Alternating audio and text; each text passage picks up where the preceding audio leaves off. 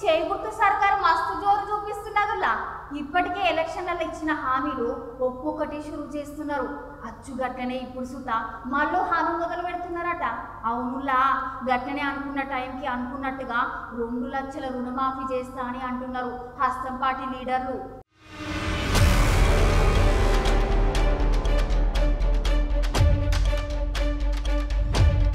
ఎలక్షన్ల ముందు ఇచ్చిన హామీలన్నీ నిలబెట్టుకోనికే చేగుర్తు సర్కారు మస్తుగా కసరత్తు చేస్తుందోలా. దానికోసమనే రేవంత్ సర్కారు మిగిలిన లీడర్లు అందరు అధికారులతో కలిసి మీటింగ్లు పెట్టి అధికారులతో మాట్లాడుతున్నారంట. అవునల్లా, ఎలక్షన్లు ఇచ్చిన హామీలు ఈసారి ఎలాగైనా నిలబెట్టుకునేందుకు చేగుర్తు పార్టీ గట్టిగానే ప్లాన్ చేసింది. ఇప్పటికే రేవంత్ సారు తెలంగాణలో ఆదాయ మార్గాల మీద అన్వేషించడం మొదలు పెట్టిండు. అంతేకాకుండా ఇప్పుడు రుణమాఫీతో పాటు వచ్చే నెల నుంచి ఆడోళ్ళకి నెలకి 2500 రూపాయలు ఇస్తారంట. అయితే రుణమాఫీ కూడా రాష్ట్రంలో ఉన్న అందరికి చెయ్యరంట. రుణమాఫీ చేయనికే రేషన్ కార్డులు పాస్బుక్లు ఉన్నోళ్ళకే రుణమాఫీ చేస్తారంట. అంతేకాకుండా ఎంపీ, ఎమ్మెల్యే, ఎమ్మెల్సీ ఆదాయ పన్నులను చెల్లించేటోళ్ళు సుతా దీనికి అర్హులు గారంట. ఇంకో 2-3 రోజులలో రుణమాఫీ లబ్ధిదారుల జాబితా సర్కార్ చేతికి చేరుతుందంట. ఇంకా ఇల్లు లేని వాళ్ళ కోసం ఇంటి స్థలం 5 లక్షల రూపాయలు ఇచ్చే పథకాన్ని సుతా చాలా జల్దిగా షురూ చేయాలని అనుకుంటున్నారట.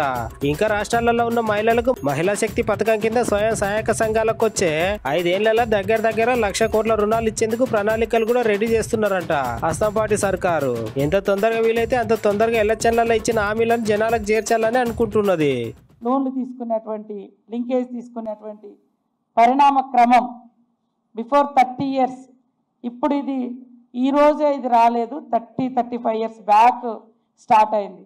ఆ రోజులలో మహిళలు బయటికి రావాలంటే అనేక రకాల ఆంక్షలు, అనేక రకాల ఇబ్బందులు.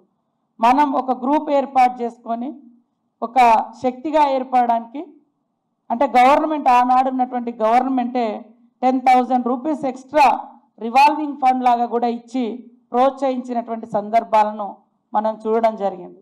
అంటే ఒక చెట్టు ఇంత చాలా పెద్దగా ఈ నీడ ఇస్తుందంటే దాని వెనుక ఎంతోమంది శ్రమ ఉంటుంది, ఎన్నో ఏండ్ల మరి ఎదుగుదల కింద ఎన్నో ఏండ్ల కృషి ఉంటుంది.